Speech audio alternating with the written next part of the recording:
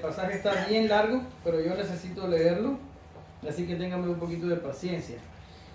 Hubo en los días de Herodes, rey de Judea, un sacerdote llamado Zacarías, de la clase de Abías.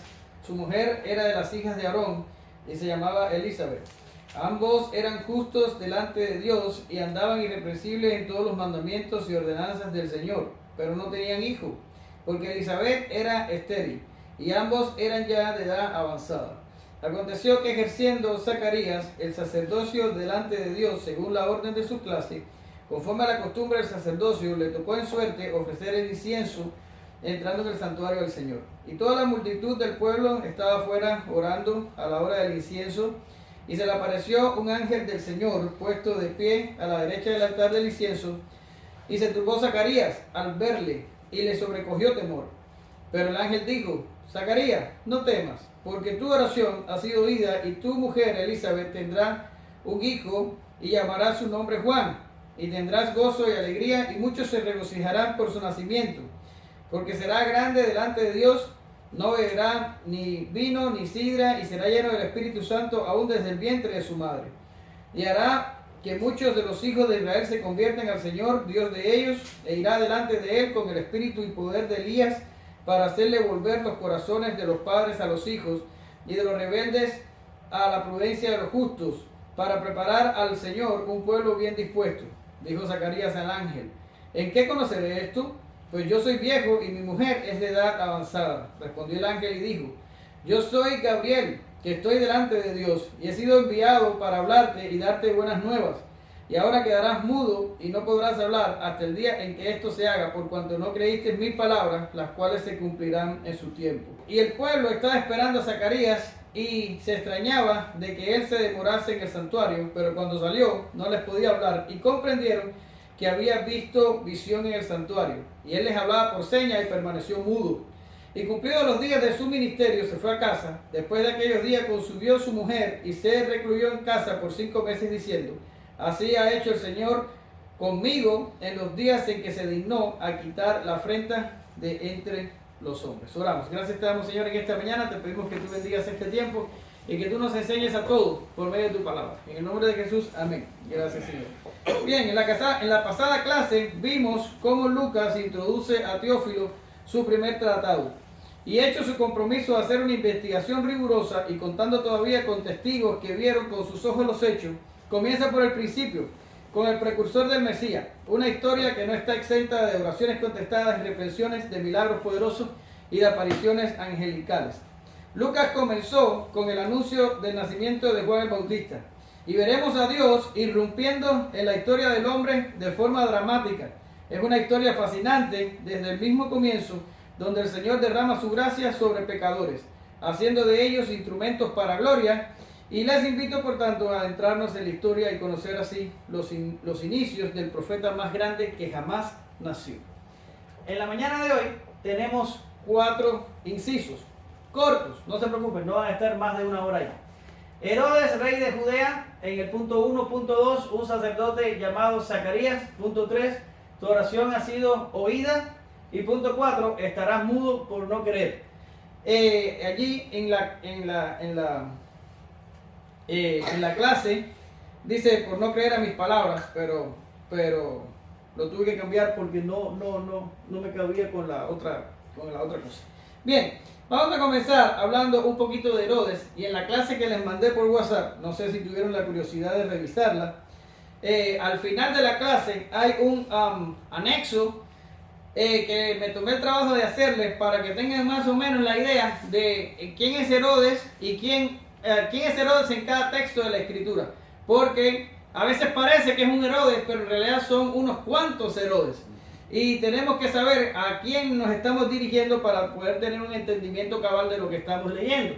Bien, entonces para propósitos de la diapositiva solo les tengo esto que usted ve allí, pero en el anexo usted tiene mucha más información. Y dice, Lucas empieza diciendo: hubo en los días de Herodes, rey de Judea. Esa es la primera parte del verso 5. Y Lucas comienza, y esto es una acción recurrente en Lucas, lo estamos viendo hoy, pero lo vamos a ver más adelante, que él enmarca los sucesos así, diciendo, bueno, si era Herodes el que estaba reinando, o era el otro, era Tiberio, o era Poncio Pilato, y nos ubica en tiempo y espacio para que sepamos cuándo ocurrieron los hechos. Y a pesar de que por algunos años se dudó de la precisión de Lucas, algunos hallazgos arqueológicos de los últimos 50 años han demostrado una precisión increíble de este gran historiador que tuvo la iniciativa de recopilar toda esta historia para Teófilo y para nosotros. Ahora, tenemos a Herodes, Herodes el Grande. ¿Quién era Herodes? Bueno, Herodes era oriundo de Idumea. Idumea es sinónimo para Edom. ¿Alguien sabe de dónde proviene el pueblo de Edom? ¿No? ¿De Dios? Proviene de Esaú, ¿ok? Esaú es el padre del pueblo de Edom. Quiere decir que estaban vinculados sanguíneamente con el pueblo judío. Y este Herodes el Grande era idumeo, era de Edom, ¿verdad? Y por algún tiempo estos edomitas no practicaron la religión judía, pero en el tiempo de los macabeos ellos se hicieron prosélitos y aceptaron más o menos la religión judía. Voy a dar un rápido vistazo a la parte intertestamentaria, porque no quiero pararme mucho aquí. Pero ¿quiénes eran los macabeos? Bien, ustedes saben que el pueblo fue cautivo y llevado, ¿a dónde? ¿A dónde fue llevado el pueblo? A Babilonia. A Babilonia, los babilonios lo llevaron, y después de los babilonios vinieron los persas, y después de los persas, ¿quién vino? Vinieron los griegos con Alejandro el Grande. Pero Alejandro se murió joven, tenía 32 años, y su reino, que era vasto, fue dividido entre sus generales. Para no hablar demasiado del tema, los únicos dos generales que nos importan, que era el de Siria y el de Egipto, ¿ya?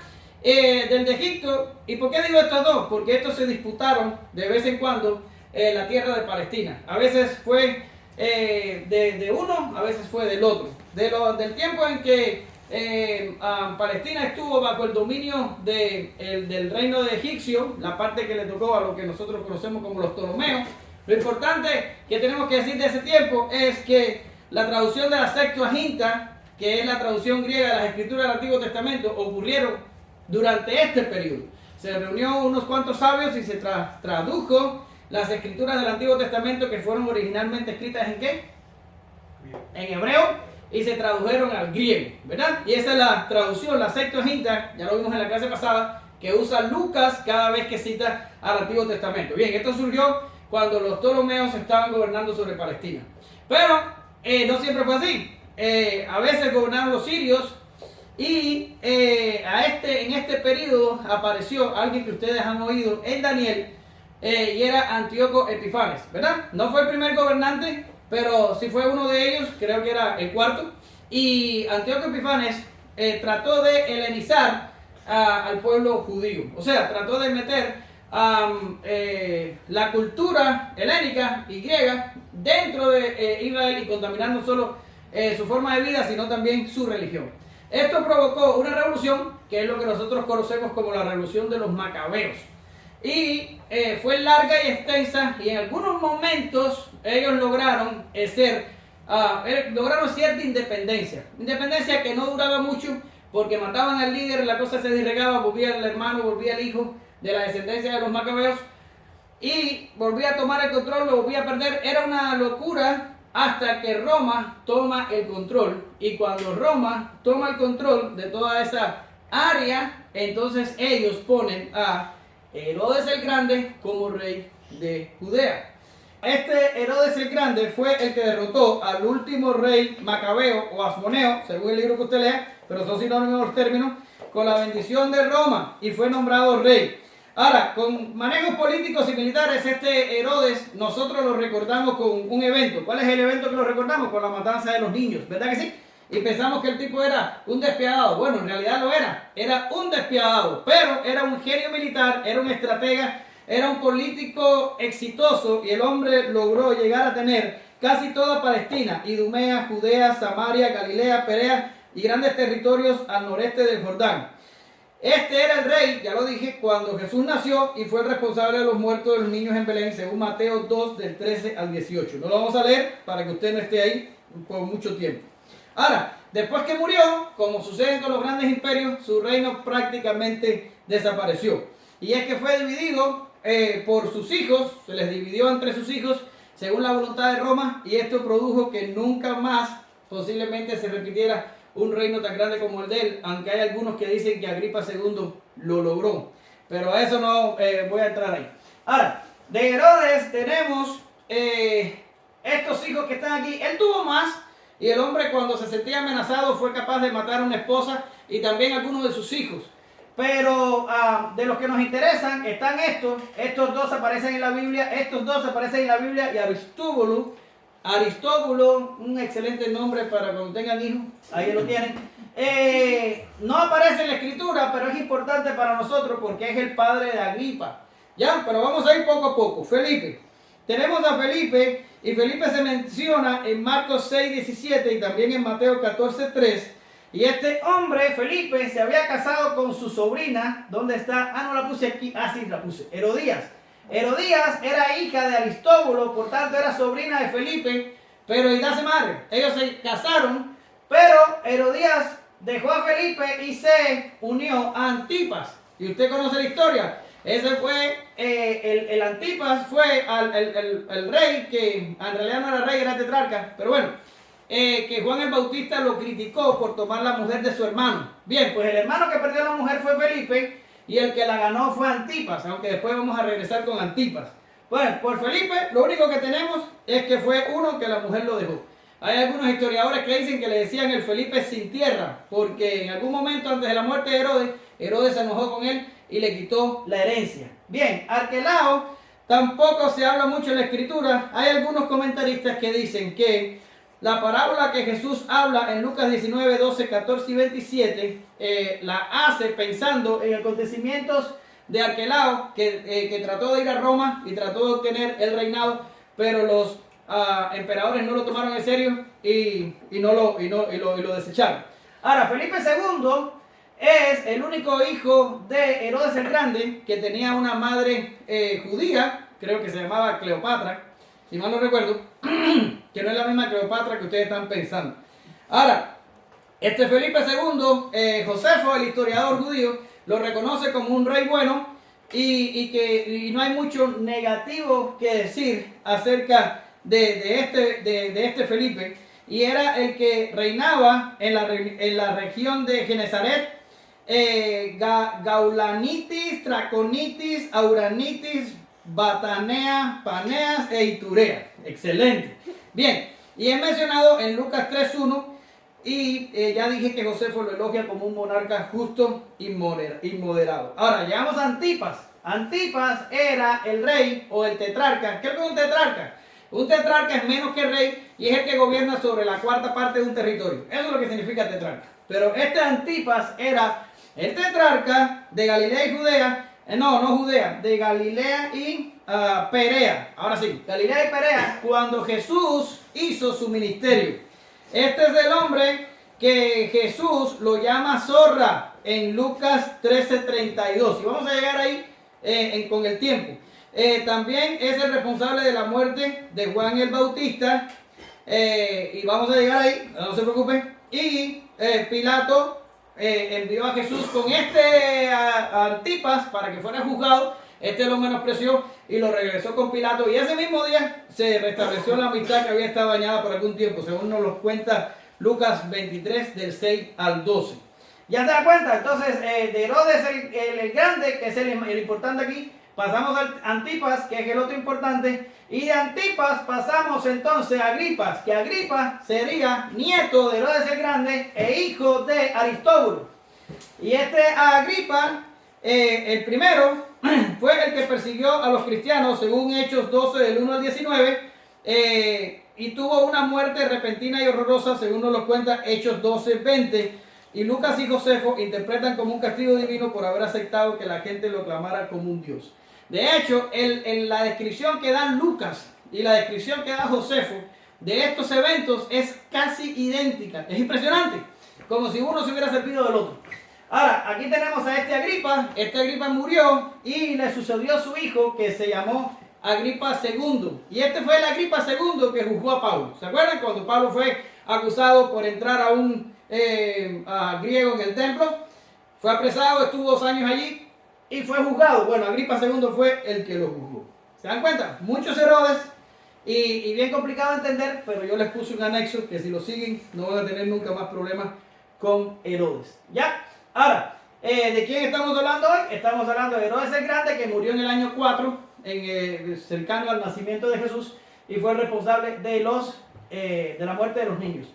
Tengo mucho más que decirle a Herodes, pero creo que es suficiente, se van a cansar. Aunque este Herodes fue el responsable de la reconstrucción del templo y fue constructor de edificios, y mucho podríamos decir ahí. Bien, nos vamos. Un sacerdote llamado Zacarías. Un sacerdote llamado Zacarías de la clase de Abías, que su mujer era de las hijas de Aarón, se llamaba Elizabeth. Ambos eran justos delante de Dios y andaban irreprensibles en todos los mandamientos y ordenanzas del Señor. Pero no tenían hijo, porque Elizabeth era estéril y ambos eran de una edad avanzada. Bien, lo primero que encontramos aquí era que a Zacarías era de la clase de Abías. ¿Qué significa esto? Bueno, cuando David empezó a trabajar en lo que era el templo de Dios, o sea, él no lo construyó, pero sí hizo toda la liturgia. Él es el responsable de todo lo que se hacía dentro del tabernáculo antes de la construcción del templo. David dividió las órdenes sacerdotales en 24. Si usted quiere saber cuáles son las órdenes, vaya allí a 1 de Crónicas 24 del 1 al 6. Ahí están y tienen nombres maravillosos para ponerle a los hijos. David hizo la división de los 24, Salomón la respalda, según nos lo relata 2 de Crónicas 8:14, y así funcionó hasta que fueron deportados todos a Babilonia. En Babilonia estuvieron, de Babilonia regresaron, de las 24 órdenes regresaron solo 4. Regresaron Jedaías, Harim, Jesúa y Mer. Estas 4 regresaron, pero siguiendo la tradición de David respaldada por Salomón, volvieron a reconstruir las 24 órdenes, y estas 24 órdenes llegaron hasta el tiempo de Zacarías, y Zacarías era todavía de la clase de Abías. Ahora, ¿cómo funcionaban estas órdenes? Bueno, eran 24, si usted se da cuenta, servían 2 veces por año, una semana cada vez. O sea, le tocaba a esta, después a la otra, después a la otra, y después se volvía a repetir, y así se terminaba un año. Todos servían 2 veces por año. En el caso de lo que Lucas está relatando, le tocó a la clase de Abías, de la cual pertenecía Zacarías, le tocó el servicio en el templo. Ahora, la semana era la semana de servicio, pero las cosas que se hacían dentro del templo, porque no era un solo sacerdote, eran varios, se echaba a suertes. Se echaban suertes sobre ellos, y entonces así se decidía qué era lo que iba a estar haciendo cada cual. Por ejemplo, hoy Martín dirigió y él dio las partes. Él la dio según su voluntad. Si lo hubiéramos querido hacer como lo hacían esta gente, hubiéramos tenido que echar suerte a ver a quién le caía la suerte. Así lo hacían. Bien, no digo que hay que hacerlo así, solo estoy poniendo un ejemplo para que usted lo entienda mejor. Ahora, vamos a hablar un momentico de Elizabeth. Elizabeth era descendiente de Aarón. Para los sacerdotes no era obligatorio que buscaran mujer dentro de la clase sacerdotal, pero era loable si lo hacían. Quiere decir, Zacarías fue un sortudo o una persona muy afortunada que pudo encontrar mujer dentro de su propia clase, ¿verdad? Y dice mi comentario aquí que es evidente que estos dos eran una sola carne, según nos lo relata Lucas 1, el 60 y el 63, que vamos a llegar ahí la clase que viene. No me voy a adelantar, solo acuérdense que les digo que esta gente tenía un matrimonio fuerte, como deberíamos ser todos. Ahora, dice el texto, ambos eran justos e irreprensibles. Y el otro día que estuve acá, estuvimos hablando de esto, y ahora voy a parecer como un poco reiterativo, pero tengo que hacerlo por causa del video. ¿A qué se está refiriendo? Se está refiriendo a que esta gente eran justos y nunca pecaban. Estaba refiriéndose que esta gente eran justos por su propia fuerza. ¿A qué se estaba refiriendo? Bueno, lo primero que tenemos que decir es que la Escritura, en varias secciones, ya sea en el Antiguo Testamento o en el Nuevo Testamento, llama justos a varias personas. Vamos a ver. Miren, en el Antiguo Testamento encontramos a Noé y encontramos a Job. Y dice, Génesis 6:9, estas son las generaciones de Noé. Noé, varón justo, era perfecto en sus generaciones, con Dios caminó Noé. Y si va a Job, ahí no se ve bien, pero déjeme decirle la cita. es Job 1, 1 y 8. Y dice así: hubo en la tierra de Uz un varón llamado Job, y era este hombre perfecto y recto, temeroso de Dios, apartado del mal. Y Jehová dijo a Satanás: ¿no has considerado mi siervo Job, que no hay otro como él en la tierra, varón perfecto y recto, temeroso de Dios y apartado del mal? Ahora, ¿a qué estamos hablando aquí? Estamos hablando que estos hombres habían alcanzado la rectitud o la impecabilidad. Veremos, miren, en el Nuevo Testamento, Lucas 2:25, y he aquí había en Jerusalén un hombre llamado Simeón, y este hombre justo y piadoso esperaba la consolación de Israel, y el Espíritu Santo estaba sobre él. ¿Lo ven? Justo y piadoso. Y vemos a Arimatea, había un varón llamado José de Arimatea, ciudad de Judea, el cual era miembro del concilio, varón bueno y justo. Lucas 23:50. ¿A qué se está refiriendo? ¿Que esta gente era justo por su propia fuerza? Difícilmente.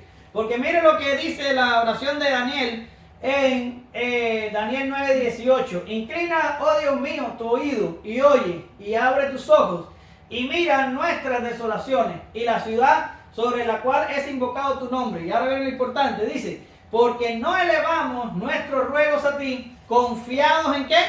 Confiados en nuestra justicia, sino en tus muchas misericordias. Y los textos me sobran para decir que por cuanto todos pecaron, todos están destituidos de la gloria de Dios, y si decimos que no tenemos pecado, le hacemos a él mentiroso.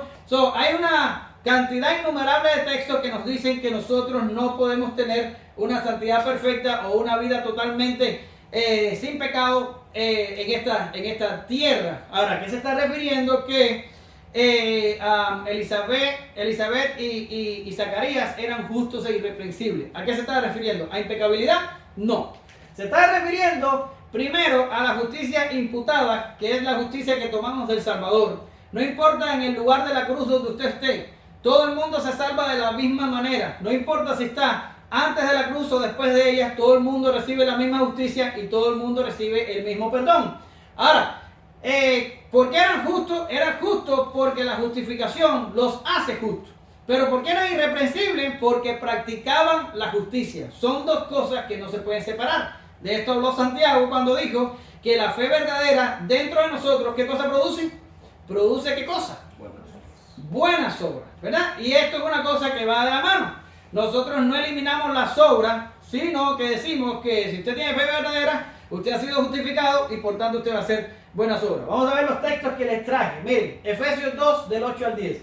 Porque por gracia somos salvos por medio de la fe, y esto no de vosotros, pues es don de Dios, no por obra, para que nadie se gloríe. Por tanto, ¿de dónde tomamos nuestra salvación, nuestra justificación? Lo tomamos de Cristo, que nos hace justos por imputación. Es un acto judicial que ocurre externo a nosotros en el tribunal de Dios.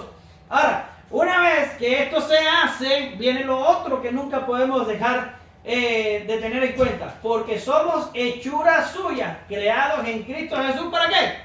¿Para que te sientes en la casa y te eches a dormir? No. Somos creados en Cristo Jesús para buenas obras, las cuales Dios preparó de antemano para que anduviésemos en ellas. Y mira lo que dice Tito 2, 11 y 14. Porque la gracia de Dios se ha manifestado para salvación a todos los hombres, a quien se dio a sí mismo, escuche, por nosotros, para redimirnos de toda iniquidad y purificar para sí un pueblo propio. ¿Qué cosa? Celoso de buenas obras. Esto es lo que está pasando aquí. Esta gente eran justos, pero eran justos ¿por qué? Eran justos por la justicia de Cristo. Eso no está a discusión. De lo contrario, no pudiéramos ser justos, porque nuestra justicia es imperfecta. Isaías dice que nuestra justicia es como ¿qué? Es como trapo de inmundicia. Por tanto, no podemos desechar todos estos textos que nos hablan de que hay una corrupción en nosotros que nos impide ser justos. Sin embargo, Cristo fue el único representante de la raza humana que logró caminar sobre esta tierra sin pecar. Por tanto, su justicia es la que nos justifica a nosotros por medio de imputación. Es una justicia externa a nosotros, una justicia alien, extranjera, que no nos pertenece y nos es imputada por Dios por medio de la fe. Ahora, una vez que tenemos esta justicia y somos considerados justos para Dios, entonces practicamos justicia. ¿Cómo la practicamos? Haciendo buenas obras. ¿Y cómo se hacen buenas obras? Bueno, empezando con los mandamientos y terminando con todo lo que usted se encuentre en la Biblia que tenemos que hacer, es un buen comienzo. Ahora, ¿vamos a fallar? Oh, sí, vamos a fallar. ¿Vamos a pecar? Posiblemente vamos a pecar también. ¿Vamos a alcanzar la santidad completa? No, no la vamos a alcanzar. Hasta que no seamos glorificados, no lo vamos a tener. Pero sí podemos mejorar en el tiempo. Por tanto, yo digo siempre, los creyentes mejoran con el tiempo, no empeoran. Si tú has sido creyente 10 años y no has mejorado, entonces considérate que no has sido creyente.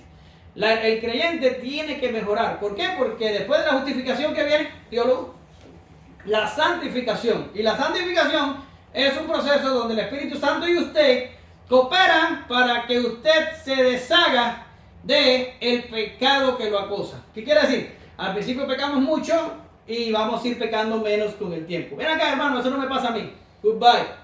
No pierdas el tiempo que no eres creyente. ¿Ok? Ahora, es duro, pero es así. Es Biblia. Lo tenemos. Ahora, esta gente no era que no pecaban. Y ahorita vamos a ver a Zacarías culpable de incredulidad. ¡Boom! No era que no pecaban, pero practicaban justicia. El pecador, por compulsión, se tira y se revuelca en el pecado y allí se contenta. Y hasta lo goza. ¿Verdad? Nosotros no. Nosotros podemos momentáneamente por flaquezas caer, pero nuestra práctica de vida y lo que nos caracteriza es la justicia. ¿Lo ven? Ahora,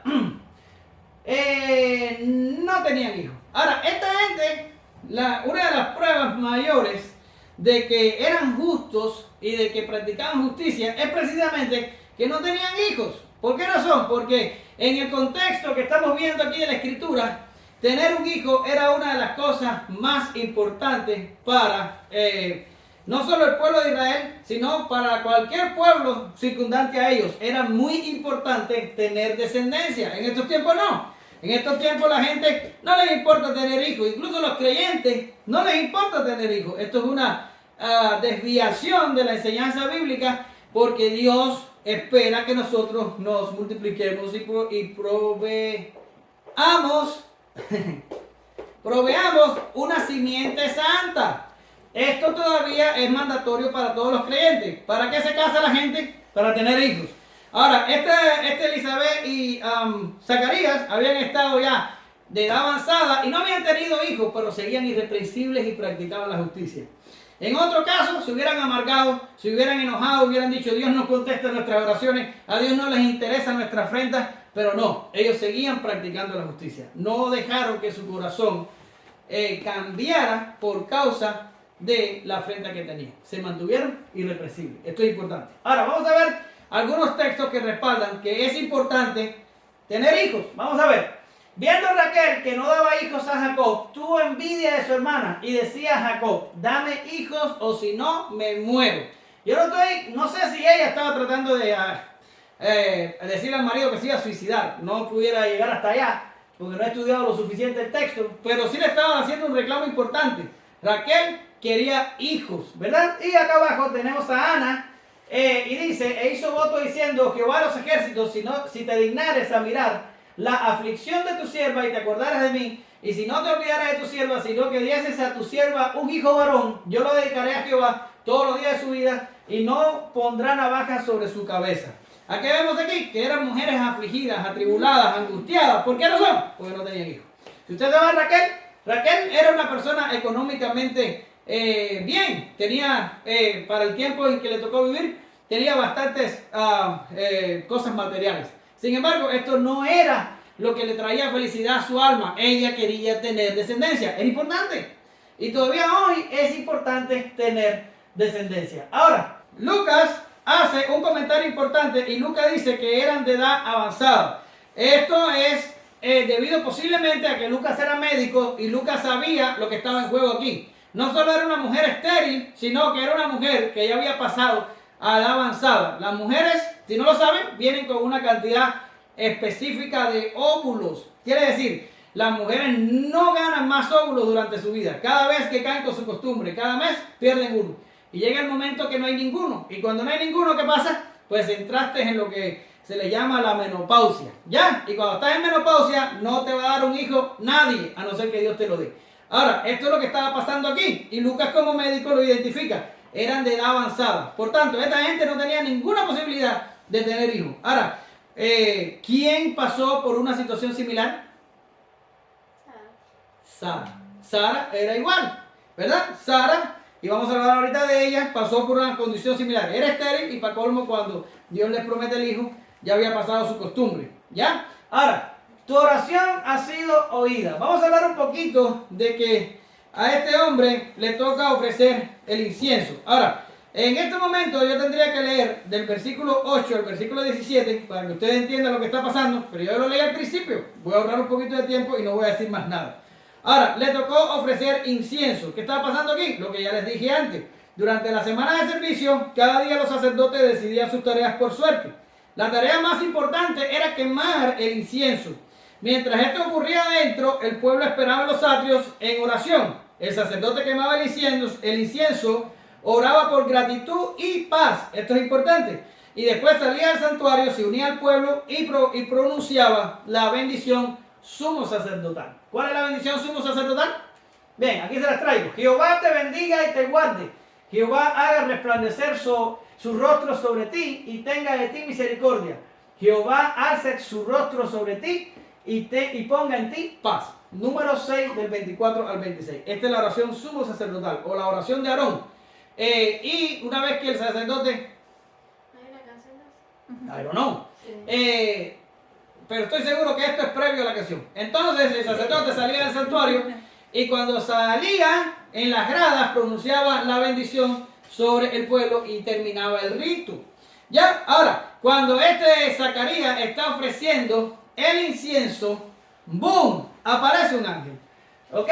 Aparece un ángel y le dice, bueno, vamos a dejarlo en aparece un ángel y entonces ahorita vamos a ver lo que le dicen. Aparece un ángel. Esto no es la primera vez que sucede en la escritura. Otras mujeres estériles y sus esposos experimentaron similares eventos. Abraham y Sara pasaron por lo mismo.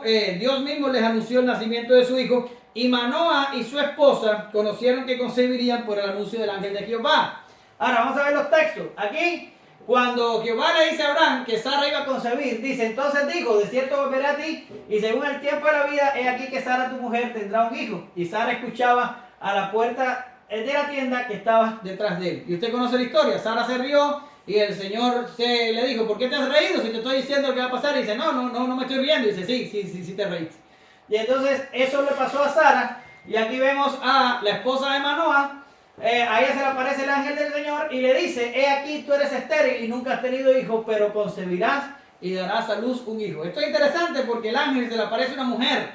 Allá se le apareció a Jehová, se le apareció a Abraham, pero aquí se le aparece a la mujer y le da las buenas nuevas directo a la mujer. Increíble. Ahora, esto, ya les digo, esto pasaba en la escritura, ya había pasado en la escritura una y otra vez. Zacarías era sacerdote, se supone que también había leído la escritura y lo que estaba pasando con él no era algo de lo que él se tenía que, como decir, oh my God, no, dice, ya había pasado antes, no era algo extraño para él. Y dice la Biblia, dice Lucas, que el ángel estaba a la derecha del altar del incienso. Y yo les pregunto a ustedes, ¿y por qué a la derecha? Bueno, hay algunos que dicen, y óigalo, para que nunca esté a la izquierda. Ya, estoy bromeando. Pero dice, a la derecha del altar del incienso, hay algunos que dicen que en la derecha es el lugar favorable. Jesús mismo está sentado a la diestra del Padre. Y dice Mateo 25:33 que cuando venga el juicio van a poner las ovejas a su derecha y a los cabritos van a poner a la izquierda, ¿verdad? Probablemente por esto el ángel se aparece a la derecha, ¿verdad? Ahora, Salmo 110:1 dice, Jehová bendijo a mi Señor, Jehová dijo a mi Señor, siéntate a mi diestra hasta que ponga tus enemigos por estrado a tus pies. Jesús está a la derecha. Ahora, el ángel se aparece y parece que este Zacarías se asusta. ¿Por qué? Porque lo próximo que el ángel dice es, no temas. Y es lo que les decía al principio, esto no estaba pasando por primera vez. Y Zacarías tenía que saberlo. Le había pasado a Abraham, le había pasado a Manoah y le había pasado similar a otros. Sin embargo, este hombre parece que se turba, ¡boom! Y el ángel le dice, ¿Y María? No temas. Sí, pero María viene después. Esto es primero. Ahora dice, no temas, tu oración ha sido oída. No temas. Les puse ahí, que es lo mismo que el estudio que les mandé por WhatsApp, unas cuantas citas que me encontré en un comentario sobre no temas en la Biblia. No sé cuántas son, no sé cuántas hay, pero hay unas cuantas. Ahora, aquí tienen bastantes citas porque a veces la primera cosa que nos pasa cuando nos pasa algo es temor. ¿Ok? Te chocaron, ¿tuviste temor? ¿Ves? Temas, no temas. Pero la Biblia te está diciendo no temas, pero tememos. Y yo también temo, y tú temes, y todos tememos. Pero la Biblia te dice no temas. Pero no te lo dice una vez, no te lo dice dos, no te lo dice tres, no te lo dice 10, te lo dice más que eso. Ahí está en la cita, búscalo. No debemos temer. Tengo aquí un comentario y dice, son abundantes las veces que Dios dice a sus hijos, no temas. Si Dios lo ha dicho tantas veces es porque es importante que sepamos que si Él está con nosotros, no tenemos que temer. ¿Verdad? Ahora, Él dice, no temas, tu oración ha sido oída. Y ahora yo me pregunto, ¿cuál oración? Porque sabemos que Jeremías, que Zacarías estaba allí orando por gratitud por lo que Dios hacía con Israel y orando por la paz de Israel. ¿Por qué por la paz? Porque Israel estaba cautivo bajo el yugo romano y ellos oraban por la paz. Ahora, él estaba haciendo una oración, elevando, mientras se elevaba el olor del incienso, y se aparece el ángel y le dice, no temas, tu oración ha sido oída. Bueno, pues ¿cuál? La oración que habían tenido toda su vida por tener un hijo o la oración que estaba haciendo por la paz de Israel. Bien, hay algunos comentaristas que se van.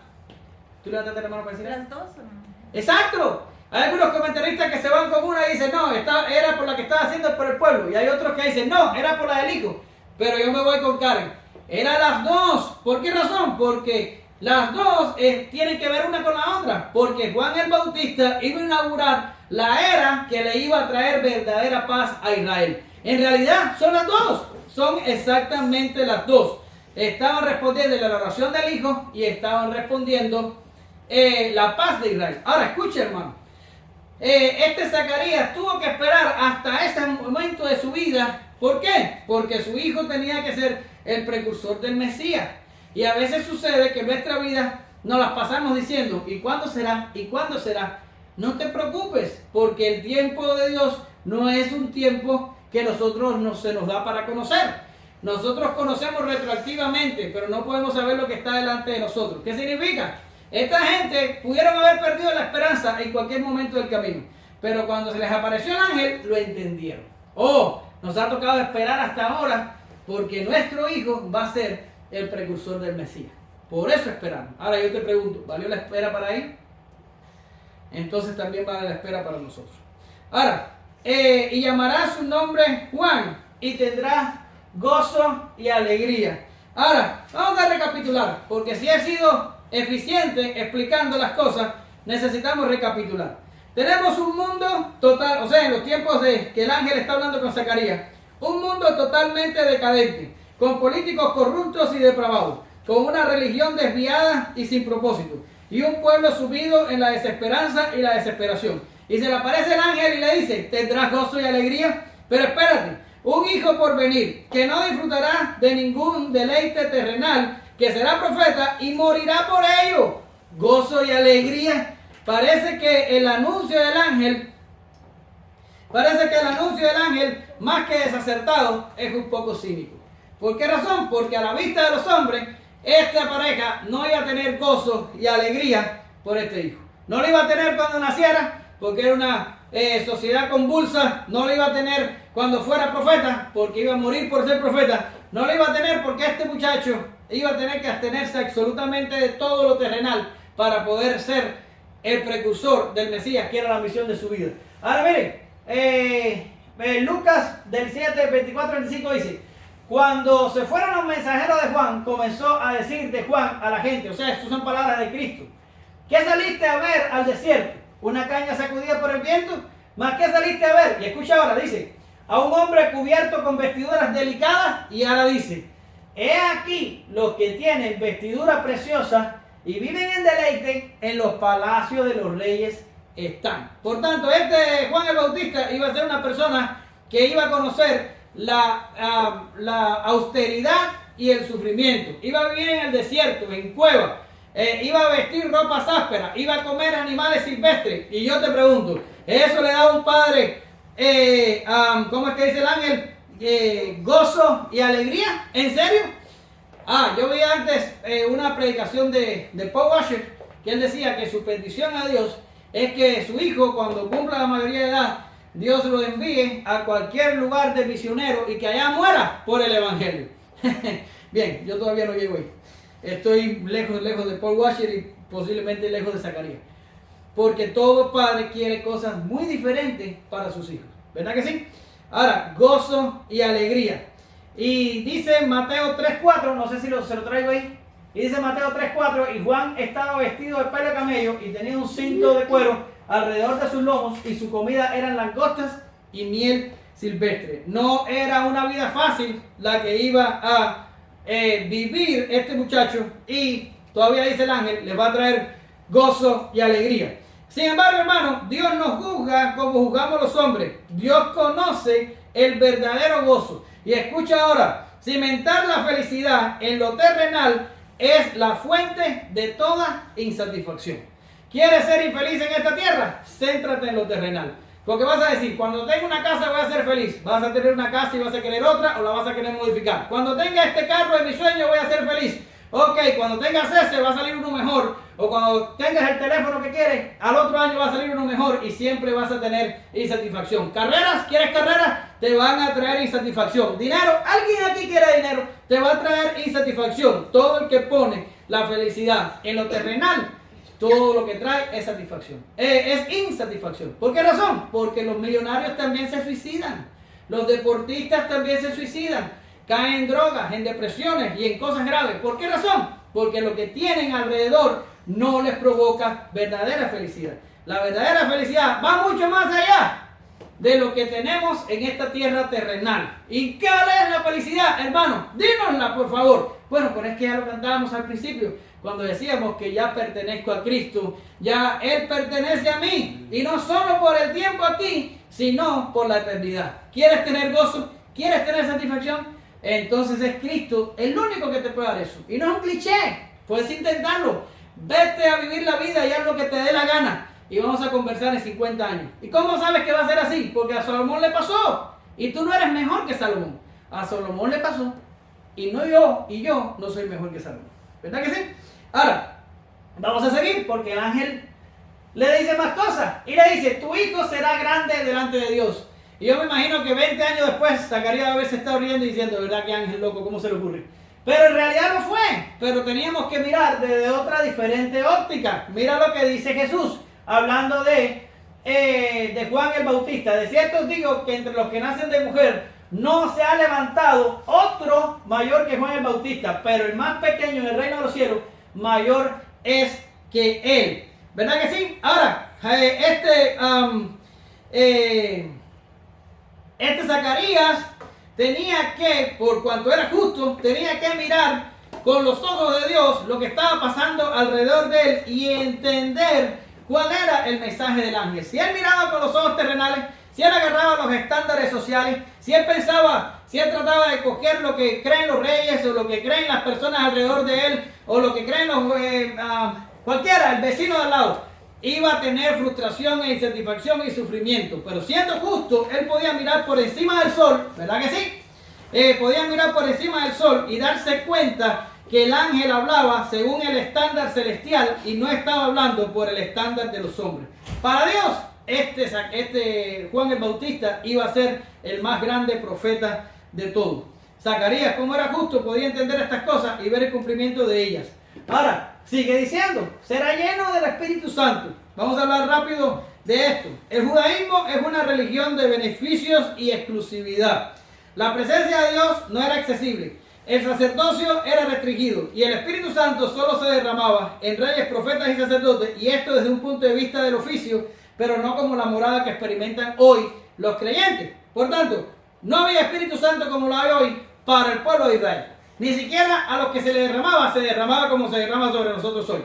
Ahora, no había, pero este muchacho iba a tener el Espíritu Santo desde el vientre de su madre. Ahora, hay algunos que dicen, bueno, a lo mejor no desde el vientre, fue una frase del idioma, pero estaba diciendo que inmediatamente naciera, ya el Espíritu Santo lo iba a acompañar durante toda tu vida. ¿A mí qué? No me importa, pero lo iba a tener. Ya sea que lo tuviera desde el vientre o inmediatamente naciera, yo no caigo en ese tipo de discusión. Lo importante es que este Juan el Bautista iba a tener el Espíritu Santo e iba a ser lleno de él. Ahora, también iba a ser nazareo. Nazareo.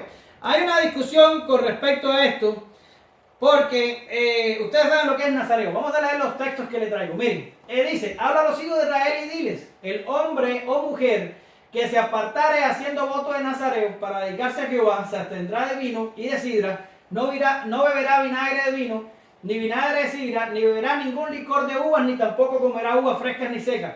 Todo el tiempo de su nazarato, de todo lo que se hace de la vid, desde los granillos hasta los viejos, no comerá. Dice, todo el tiempo del voto de su nazareato no pasará navaja sobre su cabeza hasta que sean cumplidos los días de su apartamiento a Jehová. Será santo, dejará crecer su cabello. Todo el tiempo que se aparte para Jehová, no se acercará a personas muertas, ni aun por su padre ni por su madre, ni por su hermano ni por su hermana, podrá contaminarse cuando muera.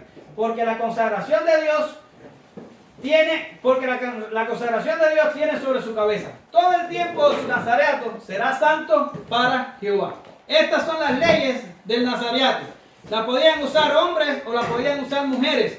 Y era, según parece en el texto, algo que hacía la gente temporalmente. Lo hacían por un tiempo, dependiendo las necesidades que buscaban. Ya está. Ahora, hubo tres hombres en la Biblia que fueron nazareos la vida entera. ¿Cuáles fueron? Sansón, Samuel y Juan el Bautista. Es una clase, pueden participar. Sansón, Samuel y Juan el Bautista. Sin embargo, como siempre sucede, los estudiosos y los comentaristas tienen ciertas discusiones con la autenticidad del nazareo de Samuel y el de Juan el Bautista. O sea, todo el mundo está de acuerdo que Sansón era nazareo perfectamente, pero dicen que cuando se leen los textos en Samuel, se habla del voto, pero no se habla completo. Dice, no va a pasar navaja sobre su cabeza, pero no se dice nada del vino. Y cuando se habla de Juan el Bautista, no se dice el voto completo, sino dice, no va a haber vino ni sidra, pero no se habla nada de la navaja. Entonces, lo que significa todo esto es que algunos comentaristas dicen, posiblemente no era nazareo. Ok, a mí no me importa esa discusión. Omar, yo digo que era nazareo y se acabó. Los tres eran nazareos. Pero Juan el Bautista necesitaba ser nazareo. ¿Por qué razón? Porque en el texto que leemos anterior, todo el tiempo de su nazareato será santo para Jehová. ¿Lo ven? El tiempo de su nazareato será santo para Jehová. Y este Juan el Bautista era el precursor del Mesías. ¿Verdad? ¿Quién es el Mesías? El hombre perfecto. Es nuestro sacerdote perfecto. Que iba a venir a esta tierra a morir por nosotros. Ahora, dice, está lleno del Espíritu Santo. Bueno, eso lo capacita internamente, pero externamente tenía que ser nazareo, porque tenía que ser santo para Jehová. Lo más santo que pudiera estar este Juan el Bautista tenía que serlo. Por tanto, yo creo, y como dice Pablo, yo también tengo el Espíritu de Dios, que el hombre era nazareo de verdad. Tenía el Espíritu Santo internamente y tenía voto de nazareo por fuera. Ahora, el ángel termina su profecía y dice, y preparará un pueblo bien dispuesto. ¿Ok? Iba a preparar el camino al Señor, iba a enderechar las sendas que estaban torcidas, que se habían ido del aire. Y entonces este iba a ser el trabajo de Juan. ¿Para todo Israel? No, sabemos que no para todo Israel, pero para aquellos que iban a ser hechos justos por medio del arrepentimiento. Después vamos a hablar del ministerio de Juan en clases posteriores.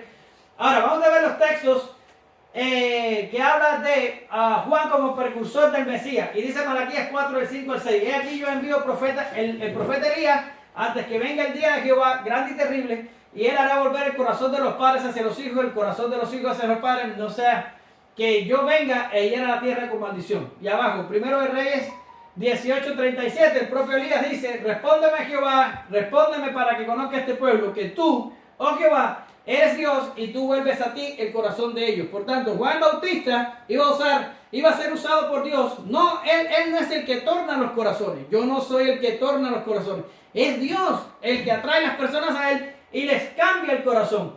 Ahora seguimos. Vos que clama en el desierto, preparad camino a Jehová, enderezad calzada en la soledad de nuestro Dios. Isaías 43. He aquí yo envío mi mensajero, el cual preparará el camino delante de mí, y vendrá súbitamente a su templo el Señor, a quien vosotros buscáis, el ángel del pacto, a quien deseáis vosotros. He aquí viene, ha dicho Jehová de los ejércitos. Malaquías 3:1. Y por último, y muchos venían a él y decían, Juan a la verdad ninguna señal hizo, pero todo lo que Juan dijo de este ha sido verdad. Voy a explicar eso un momentico. Juan no hizo milagros.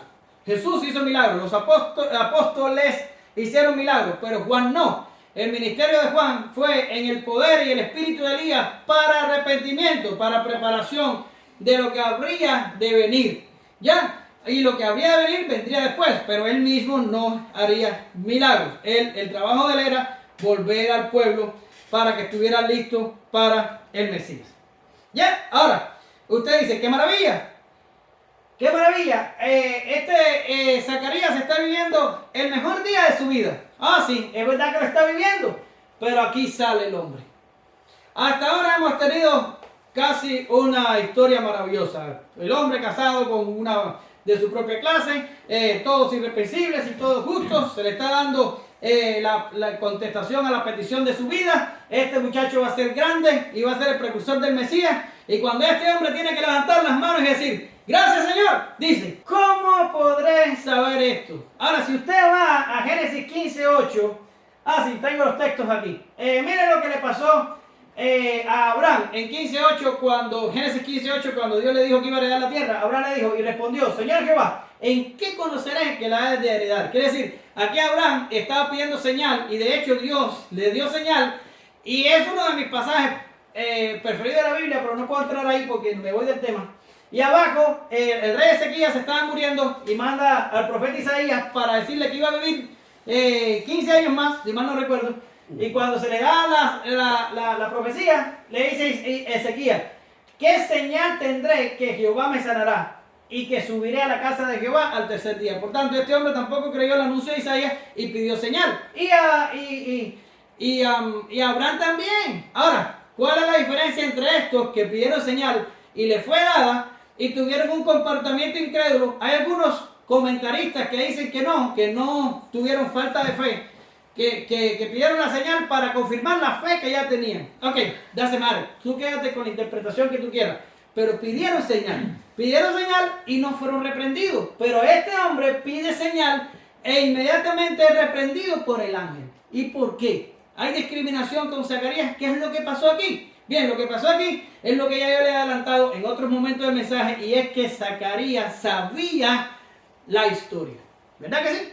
Ahora, para nosotros, hay un texto de la Biblia que dice que al que mucho se le da, mucho se le exigirá. A nosotros se nos va a exigir más en esta dispensación, y no estoy hablando del dispensacionalismo, por Dios de los cielos, así que no me pongas esa cara. En esta dispensación se nos está dando a nosotros demasiado, y a nosotros se nos va a exigir más que lo que se le pudiera exigir a un judío del primer siglo o a un gentil del primer siglo. Porque nosotros tenemos toda la revelación puesta en la Biblia, tenemos libros buenos cristianos, tenemos iglesias, tenemos videos en internet, tenemos todo lo que necesitamos para obtener buena información y crecer en el conocimiento de Dios. ¿No lo hacemos por qué? No lo hacemos porque no nos da la gana. Y usted va a decir, no hermano, yo sí quiero, pero yo lo que no tengo es tiempo. Bueno, John Piper dice que el Señor inventó el Facebook y el Twitter y toda esa tontería de redes sociales para demostrarnos que sí tenemos tiempo. Lo que no lo gastamos en lo que hace falta. ¿Verdad que sí? Ahora, este hombre sabía la historia. Este hombre sabía lo que había pasado con Abraham, sabía lo que había pasado con Ezequías, sabía lo que había pasado con Sansón, que este no es Sansón, es Gedeón. Con Gedeón, este no pidió una señal, pidió dos, y Dios se las dio, sin reprensión. Pero este hombre lo sabía, tenía la escritura allí, tenía los hechos delante de su cara. Pero este hombre sale y dice, ¿cómo será esto? ¿En serio? ¿Cómo vas a hacerme esto? Y ya habíamos explicado que eran justos e irreprensibles por los méritos de Cristo, y eran irreprensibles porque practicaban justicia, pero no eran infalibles ni perfectos. ¿Se acuerdan que se los dije? Aquí tenemos la prueba. El hombre cayó en incredulidad. Y el ángel, con muy poca paciencia, le dice, yo soy Gabriel, no tengo el texto, y vas a quedar mudo hasta que mis palabras se cumplan. O sea, parafraseé el texto porque lo estoy buscando aquí, pero por alguna causa no lo tengo en el estudio. Ahora, lo primero que tenemos es el nombre, Gabriel. Aparecen dos nombres de ángeles en la Biblia. Tenemos a Gabriel, ¿y cuál es el otro? Miguel. Miguel es el otro, pero Gabriel no enfoca su atención en él mismo, sino es que le dice, yo soy Gabriel y estoy delante de Dios. Como diciendo, yo soy un ángel sin importancia, pero donde yo me encuentro es delante de Dios. Y yo he sido enviado a ti. No vine porque me dio la gana, no vine porque se me ocurrió o porque tuve un sueño. No, a mí me envió Dios para darte, ¿qué cosa? Para darte buenas nuevas. ¿Ya? Y este es el problema de los seres humanos. ¿Cuántas veces se le aparece un ángel o se le aparece una persona y le da la buena nueva? Te la doy, pero la persona dice, ¿y cómo será esto? Responde con incredulidad. Pero una vez que esto ocurre, ya no hay excusa, porque a ti se te ha sido entregada la buena nueva. Lo que tú hagas con ella, eso se convierte en tu problema. Ahora, el ángel le dice, mis palabras se cumplirán a su tiempo. ¿Y por qué? ¿Por qué eran las palabras del ángel? No, porque eran las palabras de Dios. El ángel solo era un mensajero. Y el ángel sabía que se iban a cumplir porque Dios, de Dios era la palabra y se iban a cumplir. Ahora, este hombre se queda mudo, hay otra discusión. Y usted va a decir, oye, ¿cómo hay discusiones? Sí, porque los comentaristas se pasan la vida buscando la coma y la tilde para formar un libro. De que el hombre no solo se había puesto mudo, sino que también se había puesto sordo. Porque más adelante, cuando le preguntan qué nombre iba a ponerle a Juan, se lo dijeron por señas. Y dice, bueno, pues estaba mudo, pero no estaba sordo, podía oír. Entonces dice, no, es que era sordo y era mudo. Bien, Omar.com, yo creo que era mudo y que oía. Pero a veces pasa que los seres humanos como nosotros vemos una persona que no puede hablar e inmediatamente pensamos que también es sordo y le hablaban por señas. Pero no significa que era sordo. En la Escritura no tenemos evidencia de que esta persona estaba sordo-muda. Lo que tenemos es evidencia de que la persona era mudo temporalmente. Y cuando le pregunta por el nombre y él escribe, será Juan, dice, y en ese momento recobró la voz. Pero no dice la voz y el oído, solo dice la voz. Solo dice... Y bueno, ¿a quién le creo ahora? Bueno, usted crea la que usted le dé la gana. Y ya se madre, no importa. Lo importante es que este hombre fue castigado por su incredulidad. Ya sea con estar mudo o estar sordo mudo, pero fue castigado por su incredulidad. Fue incrédulo en el momento más espectacular de su vida. Esto es increíble. Ahora, visión en el santuario. Lo tengo ahí en el punto 6. Visión en el santuario. Y no se preocupen, ya estoy terminando. No he estado tanto tiempo después de todo. Ofrecer incienso era un privilegio de poco y un momento importante para un sacerdote, pero Zacarías salió mudo y no pudo terminar el rito. Se supone que iba a decir la bendición sumo sacerdotal, pero el tipo estaba mudo. Y ahora yo digo, Dios y el ángel no hacen las cosas por gusto. Le quitaron el habla, le hubieran podido quitar la vista, se le hubiera podido caer el pelo, hubiera podido salir cojo como le pasó a ¿cómo se llama? A Jacob, que se puso cojo, ¿verdad?